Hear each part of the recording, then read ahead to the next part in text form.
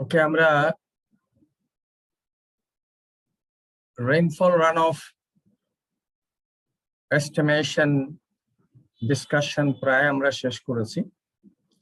আমরা একটা method, very widely used method and quite useful in civil engineering or water resources engineering, এটা হচ্ছে rational method. Last ক্লাসে আমরা ডিসকাস করেছি, নামটা যদিও অনেকটা মিসনোমার। আমরা বলছি রেশনাল, এন্ড হোয়াই এটা misnomer I will mention that. যে আমরা যেটা বলছিলাম, rational method is a quite simple one. এটা হচ্ছে peak discharge at the outlet of a catchment is equal to C in IA. তো লাস্ট ক্লাসে আমরা C এটা ডিসকাস করেছি। There is the runoff coefficient, এটা কি, কিসের ফ্যাক্টরের উপর নির্ভর করে, এর ভ্যালুটা ভ্যারি করে from 0 to 1 আইডিয়ালি। তো এটা আমরা লাস্ট ক্লাসে ডিসকাস করেছি এবং আরো বলেছি যে একটা ক্যাচমেন্ট যদি কম্পোজিট হয় তাহলে আমরা এটাকে কতগুলো ভাগে ভাগ করে নিয়ে তারপর প্রত্যেকটা সাব ক্যাচমেন্টের করেসপন্ডিং সি এবং এরিয়া দিয়ে মাল্টিপ্লাই করি, এরিয়া এভারেজ একটা সি বের করে নিতে হয়, runoff coefficient for the whole catchment. তারপর এটা তো straight forward which is the area of the catchment. আর আইটা নিয়ে আমরা লাস্ট ক্লাসে ডিসকাস করছিলাম, অর্থাৎ ডিজাইন রেনফল ইন্টেন্সিটি। তো তোমরা যখন পড়বে তখন দেখবে একটা স্টর্ম যখন হয় রেইনফল ইন্টেন্সিটিটা ইউনিফর্ম থাকে না। ডিউরেশন যত বড় হয় ইন্টেন্সিটি তত কম হয়। আর এই রিলেশনশিপ অর্থাৎ তাহলে intensity is the function of duration of consideration. কোন কনসিডারেশনের জন্য আমরা আইটা বের করতে চাচ্ছি?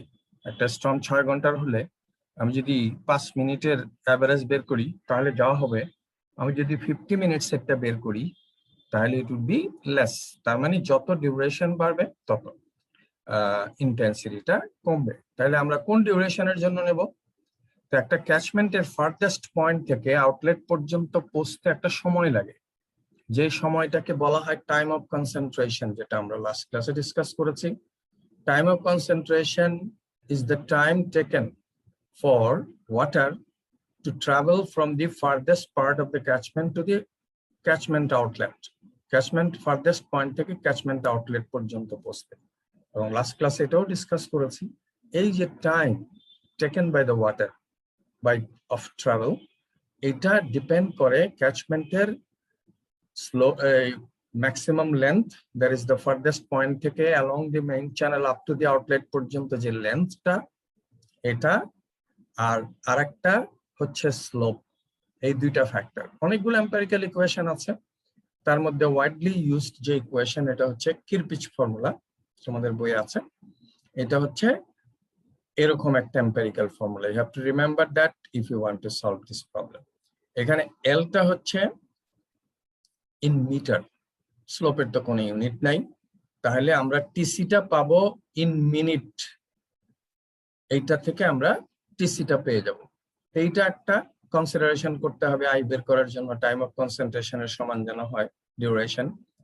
আর আরেকটা হচ্ছে আমরা জানি এই সেম ডিউরেশনের জন্য ইন্টেন্সিটি ভ্যালুটা আবার র্যান্ডম। সেই জন্য র্যান্ডম ভ্যারিয়েবলকে যদি আমরা ডিজাইনে নিতে চাই তাহলে আমরা ওইটার একটা certain probability of occurrence or return পিরিয়ডের ভ্যালু নেই। তাহলে প্রবাবিলিটি অফ অকারেন্স আর রিটার্ন পিরিয়ড এটা তোমাদের পরে ডিটেল পড়ানো হবে প্রেসিপিটেশনের সময়ও এবং ফ্লাডের সময়ও। তবে for the time being return পিরিয়ডটা নাম থেকে বোঝা যাচ্ছে রিটার্ন পিরিয়ড। তার মানে আমি যদি কনসিডার করি লং টাইমে যে 5 মিনিটসের রেইনফল, ম্যাক্সিমাম রেইনফল আর ম্যাক্সিমাম রেইনফল ইন্টেন্সিটি, এটা যত বেশি ডিউরেশন হবে, রিটার্ন পিরিয়ডটা যত বেশি হবে তত ম্যাগনিটিউডটা বড় হবে, অর্থাৎ রেয়ার। তার মানে এটা রিটার্ন পিরিয়ডের নির্ভর করবে। রিটার্ন পিরিয়ডটা কি? ওই ম্যাগনিটিউডের ইভেন্টটা অন এভারেজ কত বছর পর পর অকার করে, অন এভারেজ। তার মানে রিটার্ন পিরিয়ড 10 ইয়ার মানে হচ্ছে ওই ম্যাগনিটিউডটা, ইভেন্টের ম্যাগনিটিউডটা 10 ইয়ারে একবার ইকুয়াল হবে অথবা এক্সিড করবে। তাহলে এটাকেই বলা হয় রিটার্ন পিরিয়ড। আমরা এই time for the time being এইটুকু জানলেই হবে এই কনসেপ্টটা, কারণ এটা পরে আরো ডিটেল তোমরা পড়বে। তাহলে যে কোনো রিটার্ন পিরিয়ডের জন্য এবং duration equal to time of কনসেন্ট্রেশনের জন্য আই এর ম্যাগনিটিউডটা কি হবে আমরা রেইনফল ডাটা অ্যানালাইসিস করে এটা বের করতে পারি।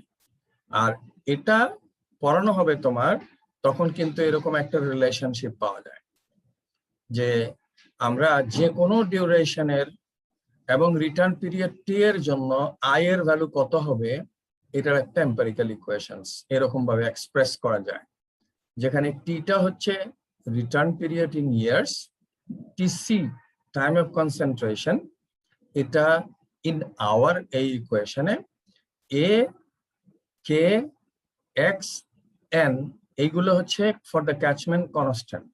তো কাজেই আমরা এটাকে বের করতে পারি, করে আমরা যখন আমার ডাটা যদি এরকম দেওয়া থাকে যে 20 ইয়ার রিটার্ন পিরিয়ডের ম্যাগনিটিউড বের করো, তাহলে আমরা টি এর ভ্যালু 20 ইয়ার বসাবো, তারপর কিরপিচ ফর্মুলা অ্যাপ্লাই করে আমি টাইম অফ কনসেন্ট্রেশন পাবো ইন মিনিট, এটাকে কনভার্ট করবো ইন আওয়ার, তারপরে এখানে বসাবো এন এ কে এক্স এগুলো সব দেয়া থাকবে। কাজে আমি এখান থেকে রেইনফল ইন্টেন্সিটিটা পাবো কি ইউনিটে, এটা হচ্ছে সেন্টিমিটার পার আওয়ার। তাহলে এই ইকুয়েশনে আমি সি এর ভ্যালুটা বের করব, যেটা আমরা লাস্ট ক্লাসে বলেছিলাম যে nature of the catchment. Nature of the ক্যাচমেন্টে কি জিনিস ইম্পর্টেন্ট, এটার ক্যাচমেন্টের ল্যান্ড ইউজ কত, ক্যাচমেন্টের সয়েল টাইপ কেমন, ক্যাচমেন্টের স্লোপ গুলো কেমন, এই তিনটা ফ্যাক্টর কনসিডার করা হয়। রেইনফল ইন্টেন্সিটিটাও নির্ভর করে এর উপরে, কিন্তু রেইনফল ইন্টেন্সিটিটা টেবিলের মধ্যে ইউজ করা হয় না। অতএব টেবিল থেকে 7.1 টেবিল, যেটা লাস্ট ক্লাসে মেনশন করেছিলাম, 7.1 টেবিল থেকে কোড টাইপের ল্যান্ড, এটা কি এগ্রিকালচারাল ল্যান্ড, এটা কি আরবান, আরবান হলে এটা কি লন নাকি এটা একটা রেসিডেন্সিয়াল এরিয়া, এর উপরে নির্ভর করবে। তারপরে ওইটার সয়েল টাইপটা কি, তারপরে ওই স্লোপটা কি, এই কয়েকটা ফ্যাক্টর দিয়ে অর্থাৎ নেচার অফ দা সারফেস নিয়ে এবং স্লোপ নিয়ে এটা নিয়ে আমরা সি এর ভ্যালুটা সিলেক্ট করতে পারবো। আর আইটা এখানে আমার ক্যালকুলেট করতে হবে কিভাবে, রিলেশনশিপ যদি এটা দেওয়া থাকে যেটা আমরা বললাম, তাহলে কত রিটার্ন পিরিয়ডের জন্য বের করব, তার আগে আমার টাইম অফ কনসেন্ট্রেশনটা ক্যালকুলেট করে নিতে হবে, এইটা দিয়ে ইকুয়েশন দিয়ে পাবো ইন মিনিট, তারপর এই ইকুয়েশন থেকে আমরা এটাকে 60 দিয়ে ডিভাইড করে আওয়ারে পেয়ে যাব, তারপর আমার আই এর ইকুয়েশনে বসাবো, তাহলে এখান থেকে আমি পেয়ে যাব what is the value of I. আর আই এর যে ভ্যালুটা হবে এটা আমরা বসাবো, ক্যাচমেন্ট এরিয়া দেওয়া থাকবে, কাজে আমি পাবো এখান থেকে পিক ডিসচার্জ। তাহলে এই রেশনাল ফর্মুলা দেয় হচ্ছে পিক ডিসচার্জ, যেটা দিয়ে পিক রান অফ রেট, যেটা দিয়ে আমরা ডিজাইন করব ড্রেনেজ সিস্টেমকে।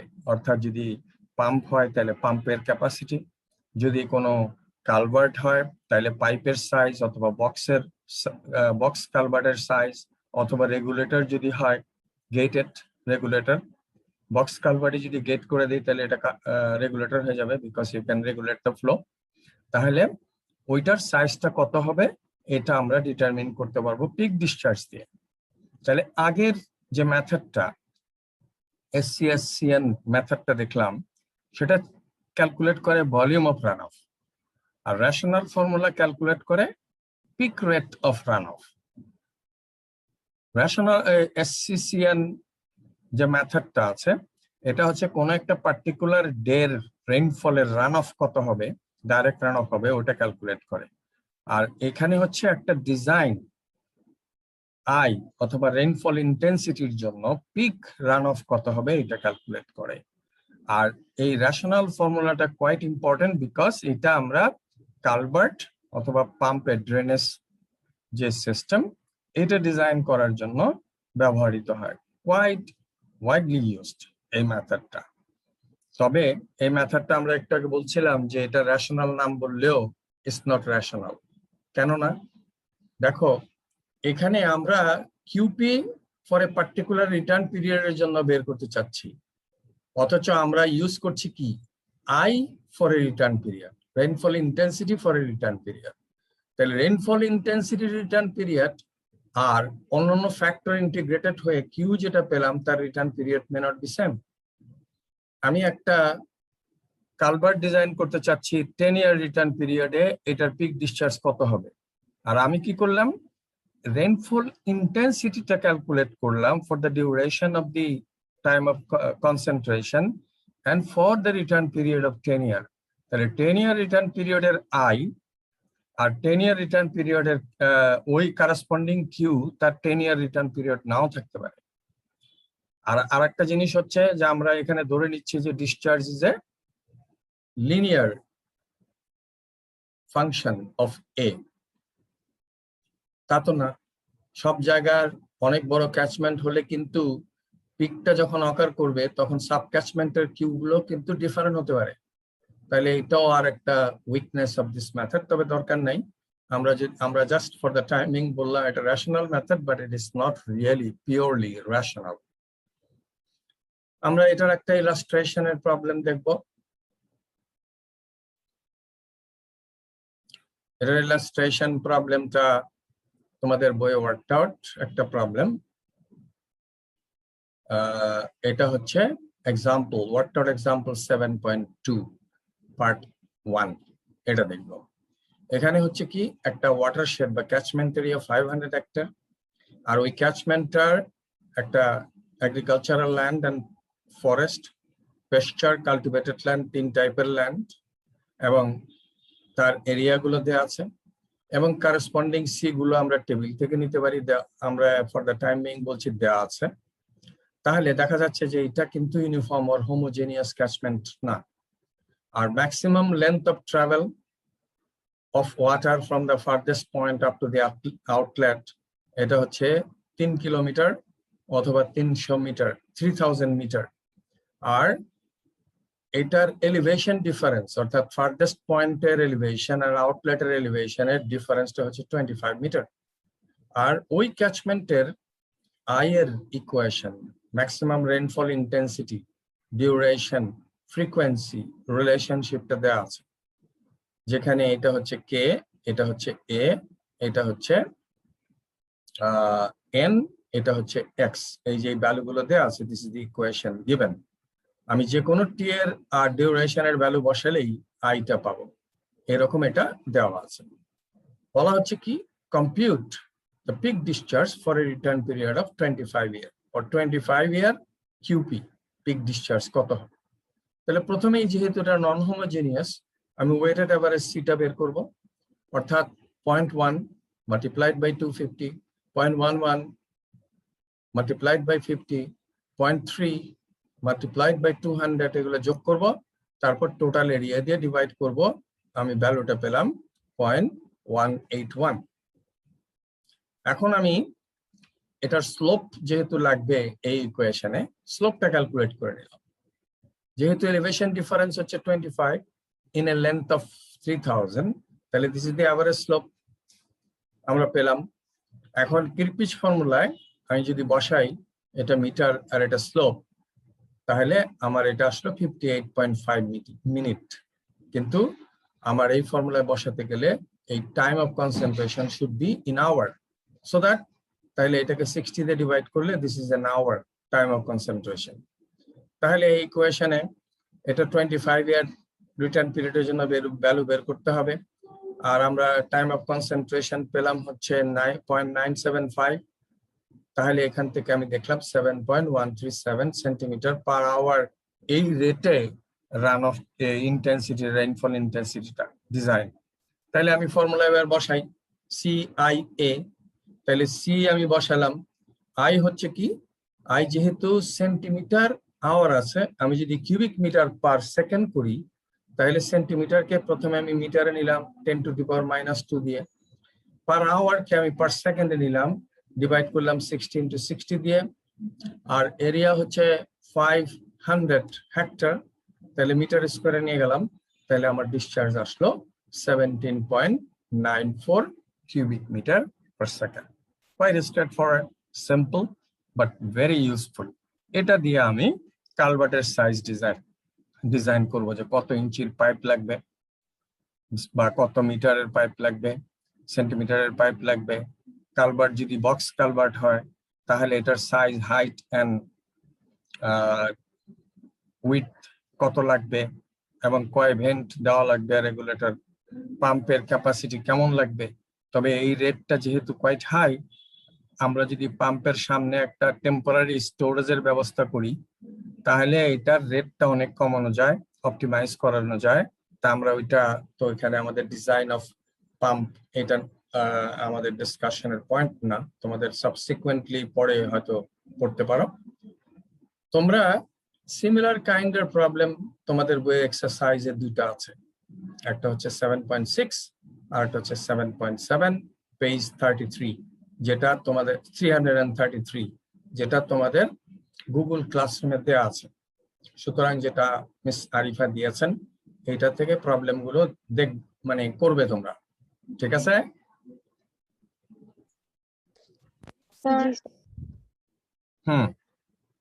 ঠিক আছে অদিতি? জি স্যার। হ্যাঁ, তাহলে তোমরা ওখান থেকে দেখবে, and if you have any question or any clarification তাহলে আমাকে বলবে। আমি আমার ম্যাটেরিয়ালে যদিও আর একটা টপিক রাখা হয়েছে এবং প্রবলেম সলিউশন রাখা হয়েছে, আমরা এটাকে আপাতত কভার করব না, কারণ আমি লাস্ট এক্সপেরিয়েন্স হলো কি গ্রাউন্ড ওয়াটার পার্টটা অনেক বড়, আমি এইটার চেয়ে ওটা ইম্পর্টেন্ট, সুতরাং আমরা ওইটা কভার করব। আর আমরা ফর দ্য টাইমিং ধরে নিচ্ছি যে এটা it's not included in our discussion, এই পার্টটা এবং তার প্রবলেমটা, ঠিক আছে? আমরা শুধু rainfall runoff estimation by different methods এবং detail of soil conservation service CN equation এবং rational formula এই দুইটা ডিসকাস করলাম। ওকে, any point or any question এই টপিকের উপরে? আমরা এই টপিকটা শেষ করছি। তোমাদের কারো কোনো প্রশ্ন আছে? না স্যার। ওকে, তাহলে আমরা এখন চলে যাই নেক্সট টপিকে।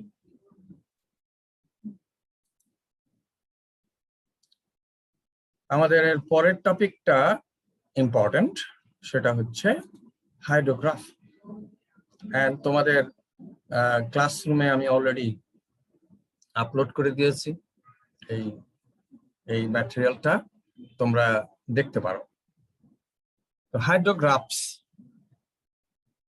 প্রথমেই অলরেডি আমরা কিন্তু এই রেইনফল রান অফ রিলেশনশিপস এর সময় হাইড্রোগ্রাফ এই টার্মটা ইন্ট্রোডিউস করেছি।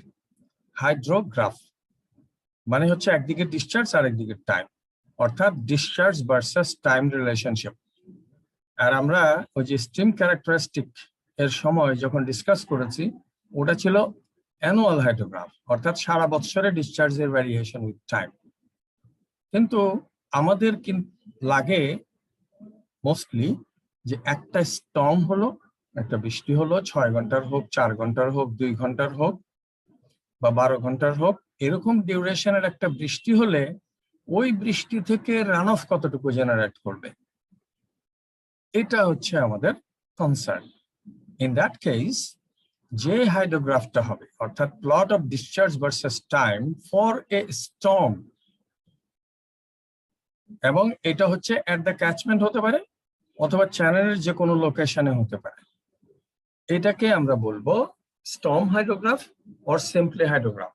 So a stream flow hydrograph or hydrograph is a graph showing the flow rate as a function of time at a given location on the stream. তো আমাদের normally আউটলেটটাই concern, তবে outlet না হয়েও যে কোনো পয়েন্টে হতে পারে। তো এইটাকে আমরা বলবো স্টর্ম হাইড্রোগ্রাফ। অর্থাৎ এই ক্যাচমেন্টে একটা বৃষ্টি হয়েছে, এই বৃষ্টি হওয়ার ফলে বা বৃষ্টি হওয়ার আগেও কিন্তু ডিসচার্জ থাকতে পারে চ্যানেলে। কিভাবে? ওটা হচ্ছে বেস ফ্লো। তাহলে বেস ফ্লো থাকতে পারে, যেই বৃষ্টি শুরু হবে ডিসচার্জটা বাড়বে, ইনিশিয়ালি বাড়ার পর রেট কম, তারপর আরো বাড়তে থাকবে, বাড়তে বাড়তে একটা পিক হবে, তারপর বৃষ্টি নিয়ার বাই দ্যাট টাইম বৃষ্টি থেমে যাবে। তখন যে পানিটা ক্যাচমেন্টের উপরে স্টোর থাকবে সারফেসের উপরে আনস্যাচুরেটেড জোনে, যেটা ইন্টারফ্লো স্টোরেজ বলে, আর একটা হচ্ছে গ্রাউন্ড ওয়াটার স্টোরেজ। এই তিনটা যে স্টোরড অবস্থায় থাকবে, সেই পানিটা আস্তে আস্তে ডেপ্লিট করবে। ডেপ্লিট করতে করতে একটা পয়েন্টে গিয়ে এই স্টর্মের ইফেক্টটা শেষ হয়ে যাবে, অর্থাৎ ডাইরেক্ট রান অফ বা সারফেস রান অফ শেষ হয়ে যাবে। আবার যে ফ্লোটা হবে এটা হবে বেস ফ্লো। তাহলে এই যে typical plot of discharge versus time due to a rainfall, এটাকে আমরা বলি storm hydrograph or simply hydrograph. তাহলে এই জিনিসটা কি?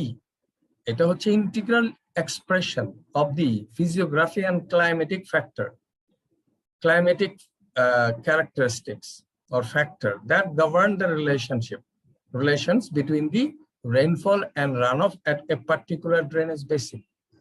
তাহলে এই যে প্যাটার্নটা আসলো, এটার কি? এটাই বৃষ্টির ইফেক্ট অন ক্যাচমেন্ট, এইটা হচ্ছে।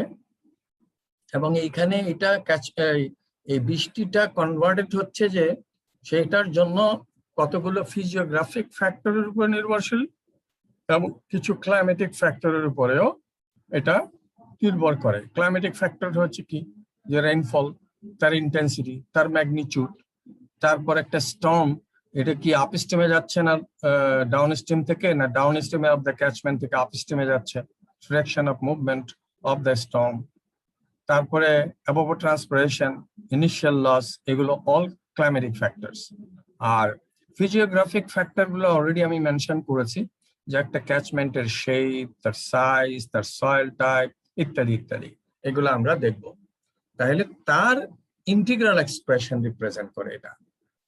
তো before we go to the factors, আমরা একটা টিপিক্যাল হাইড্রোগ্রাফ যেটা এখানে আঁকা হয়েছে, একটা স্টর্ম হাইড্রোগ্রাফ, যেটা বলছিলাম যেদিকে ডিসচার্জ এদিকে টাইম, এটা নর্মালি ইন আওয়ার্স, আর এটা হচ্ছে কিউবিক মিটার পার সেকেন্ড। তো এখানে একটা ক্যাচমেন্টে বৃষ্টি হলো যার ডিউরেশন হচ্ছে টিআর। আর আমরা জানি বৃষ্টি যেটা হয় রান অফ জেনারেট করে লস গুলোর পর, অর্থাৎ ইনিশিয়াল লস, ইনফিল্ট্রেশন লস, এটা বাদ দিলে যেটা থাকে সেটাকে বলা হয় রেইনফল অ্যাক্সেস। তাইলে হ্যাচেট এরিয়া দিয়ে আমরা রেইনফল অ্যাক্সেস রিপ্রেজেন্ট করি। আর আমরা জানি একটা ক্যাচমেন্টের ডিউরেশন যদি সে 6 আওয়ার হয়, 6 আওয়ার ধরেই এই রেইনফল ইন্টেন্সিটিটা ইউনিফর্ম হবে না।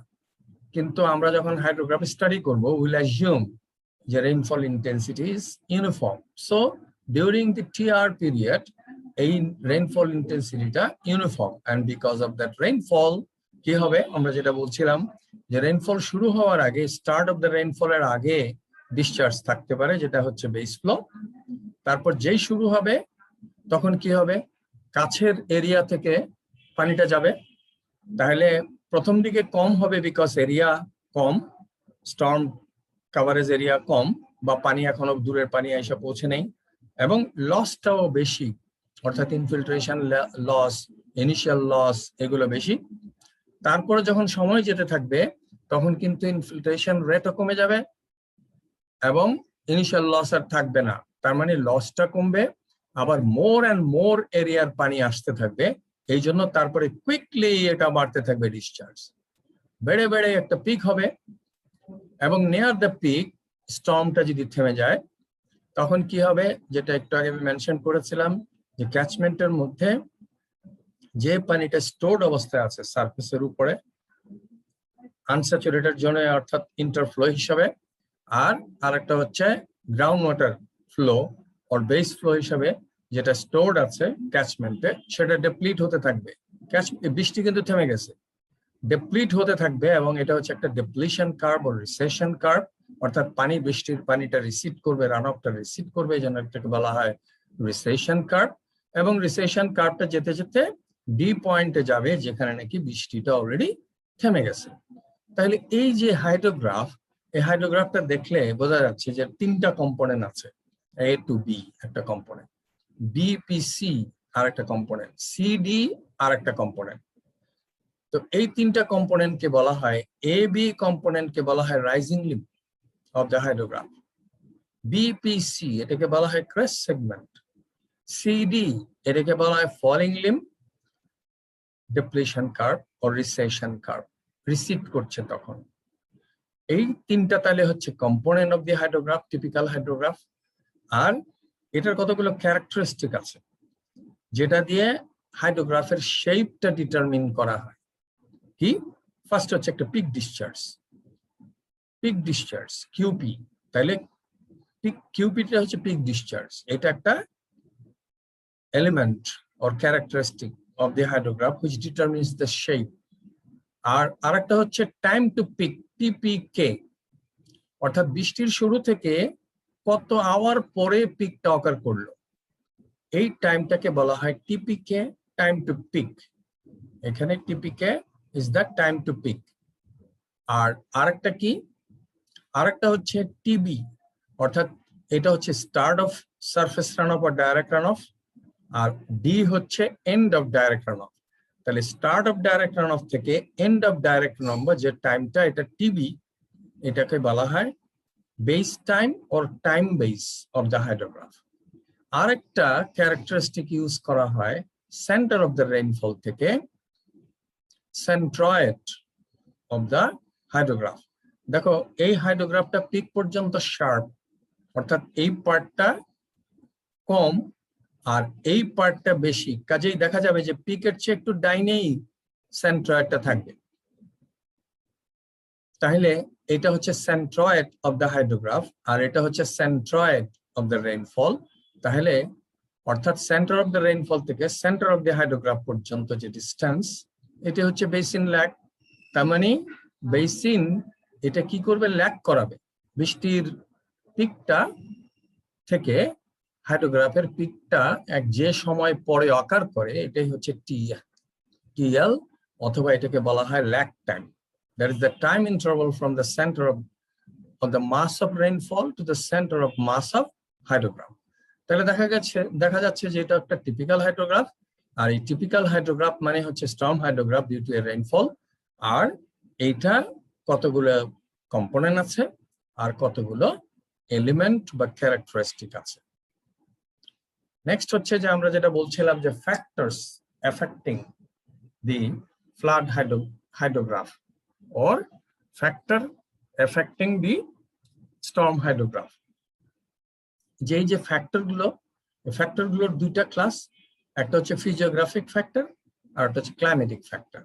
ফিজিওগ্রাফিক ফ্যাক্টরের মধ্যে number 1 is the basin characteristic বা ক্যাচমেন্ট ক্যারেক্টারিস্টিক, যেটা আমরা বলছিলাম ক্যাচমেন্টের শেপ, ক্যাচমেন্টের সাইজ, ক্যাচমেন্টের স্লোপ, ক্যাচমেন্টের নেচার অফ দ্য ভ্যালি, এটি কি আন্ডুলেটিং না ফ্ল্যাট লেভেল, তারপরে এটা কি এগ্রিকালচারাল ল্যান্ড না আরবান এরিয়া ইত্যাদি। Elevation of the catchment with respect to the outlet. Drainage ডেন্সিটিটা একটা টার্ম, এটা হচ্ছে যে আমরা আগেও বলেছিলাম যে একটা ক্যাচমেন্টে ওয়াটারটা ফ্লো করে ওভারল্যান্ড দিয়ে অ্যাজ ওয়েল অ্যাজ চ্যানেল দিয়ে। তো চ্যানেল কিছু ছোট চ্যানেল থাকে, কিছু মিডিয়াম সাইজ চ্যানেল, কিছু লার্জ চ্যানেল। এই সবগুলো চ্যানেলের length, total length of the channel divided by area of the catchment, এটাকে বলা হয় ড্রেনেজ ডেন্সিটি। ড্রেনেজ ডেন্সিটি যত বেশি, তাহলে ক্যাচমেন্টে ওপেন চ্যানেল ফ্লোটা তত বেশি ডমিনেন্ট। আর ড্রেনেজ ডেন্সিটি যত কম, তখন কি হয়? ওপেন চ্যানেল ফারটা কম, ওভারল্যান্ড ফ্লোটা তত বেশি। আর যদি ওভারল্যান্ড ফ্লোটা চ্যানেল ফ্লোর চেয়ে বেশি হয়, তাহলে ফ্লোটা দেরিতে যাবে, অর্থাৎ আউটলেট পর্যন্ত পৌঁছতে সময়টা বেশি লাগবে। আমরা এটা ডিটেল আবার দেখব। তারপরে হচ্ছে infiltration characteristic, that is also আমরা বলতে পারি বেসিন ক্যারেক্টারিস্টিক্স, তবে আলাদা করা হয়েছে। ইনফিল্ট্রেশন ক্যারেক্টারিস্টিক এটা ডিপেন্ড করে ল্যান্ড ইউজ এন্ড কাভারের উপরে, সয়েল টাইপের উপরে, জিওলজিক্যাল কন্ডিশনের উপরে, আর ওই ক্যাচমেন্টের মধ্যে লেক, সোয়াম কিংবা আদার সারফেস স্টোরেজ আছে কিনা। যদি ট্যাঙ্ক, পন্ড ইত্যাদি থাকে একটা ক্যাচমেন্টে, আর যদি এগুলো না থাকে, তাহলে একই রকম হবে না। চ্যানেল ক্যারেক্টারিস্টিক, আমরা একটু আগে বললাম যে চ্যানেল ফ্লোটা একটা ইম্পর্টেন্ট পার্ট, এবং এই চ্যানেল ফ্লো যেটা হচ্ছে এই জন্য কিছু চ্যানেলের যেমন cross section, roughness and storage capacity গুলো নির্ভর করে একটা এই হাইড্রোগ্রাফের শেপকে। আর সবগুলো মিলেই হচ্ছে ফিজিওগ্রাফিক ফ্যাক্টর, এবং যেটা হাইড্রোগ্রাফের শেপকে ইনফ্লুয়েন্স করবে। ক্লাইমেটিক ফ্যাক্টরের ভিতরে স্টর্ম ক্যারেক্টারিস্টিক, যে বৃষ্টিটা তার ক্যারেক্টারিস্টিক, ওই বৃষ্টি বা স্টর্মের থেকে প্রেসিপিটেশন ম্যাগনিটিউড কত হলো, ইন্টেন্সিটি কত হলো, ডিউরেশন কত হলো, এবং সবচেয়ে বড় হচ্ছে মুভমেন্ট অফ দ্য স্টর্ম।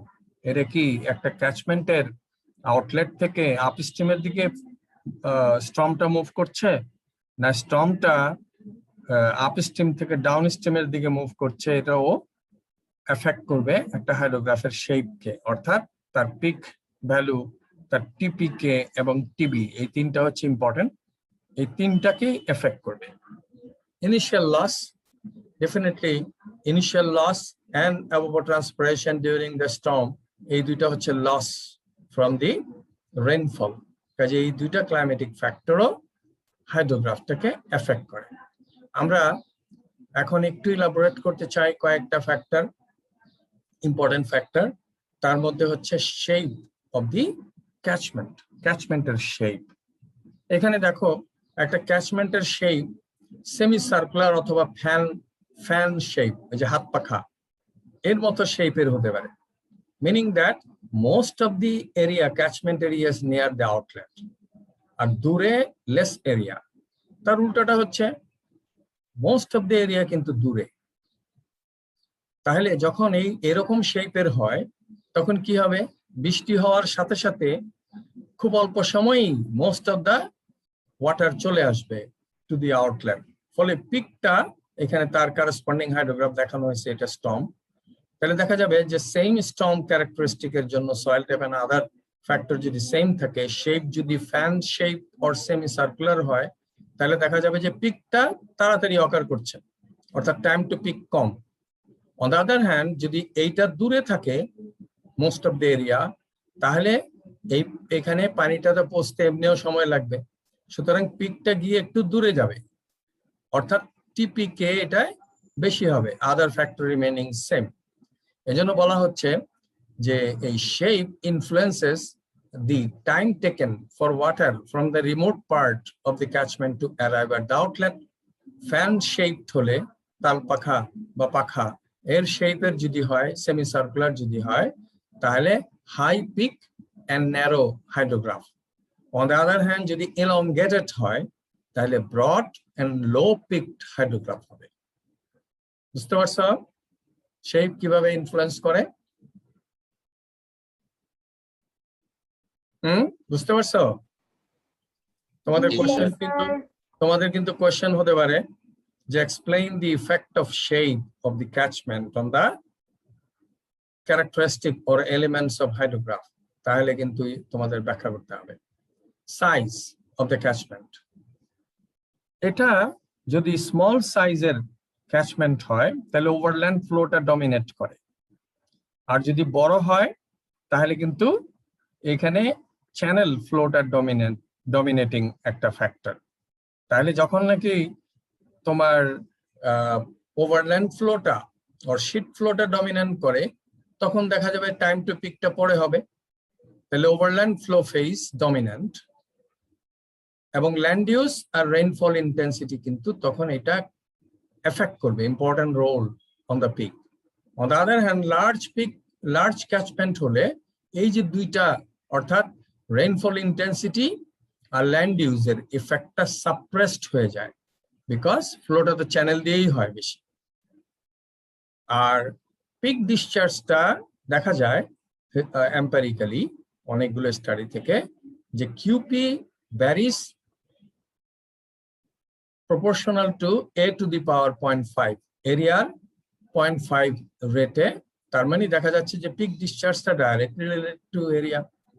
একইভাবে বেস টাইমটা, টাইম বেসটা, অর্থাৎ start of the surface run off end of surface run off, যেটা টিবি, এটা লার্জার বেসিনের জন্য লার্জার, স্মলার বেসিনের জন্য স্মলার।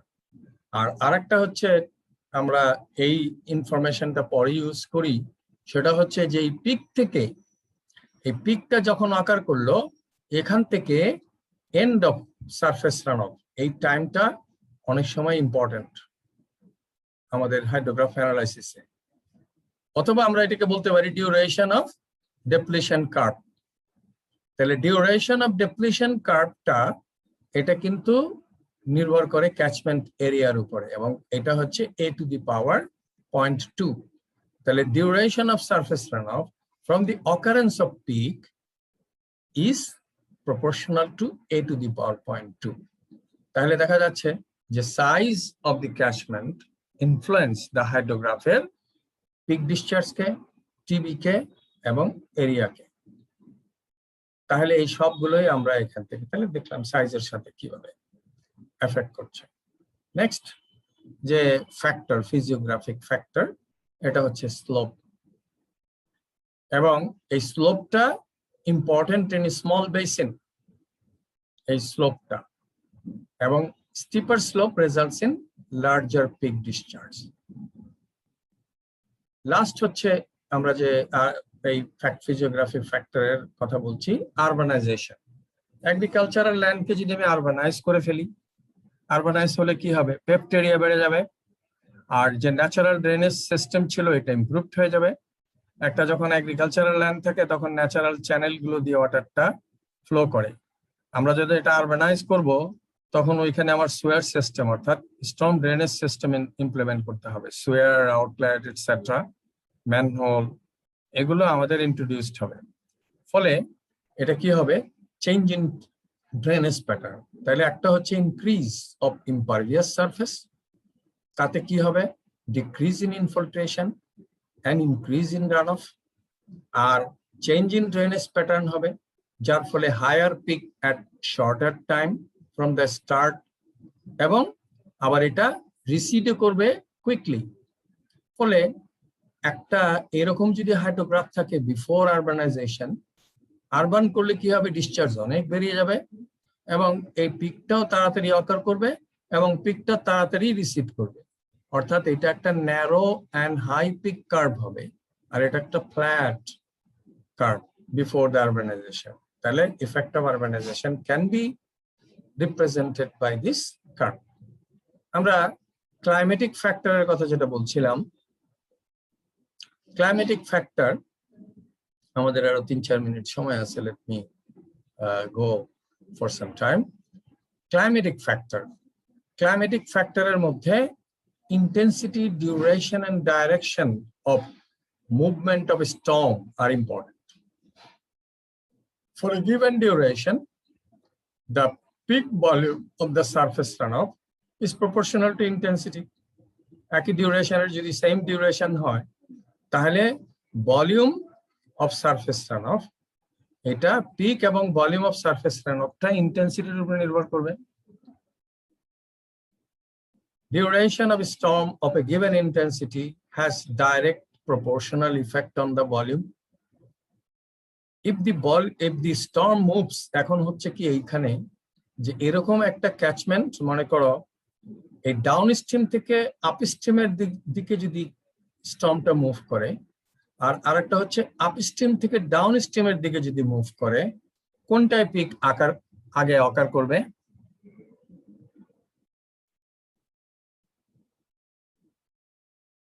বলতো।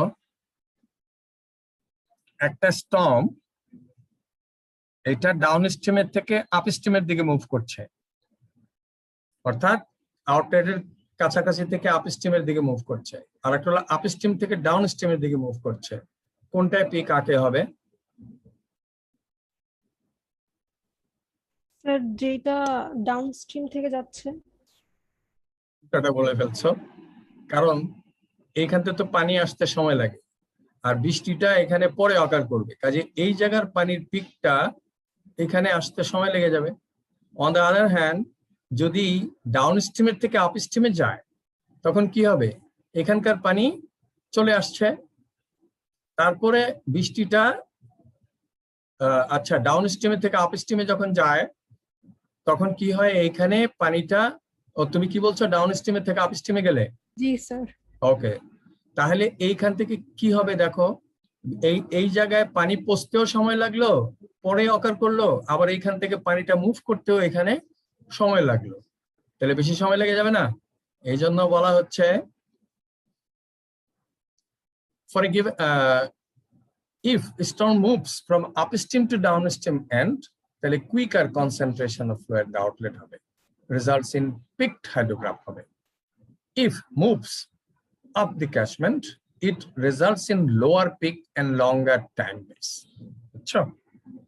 তাহলে আজকে আমরা এখানে শেষ করতে চাই।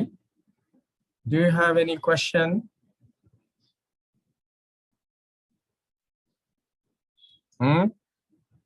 No sir.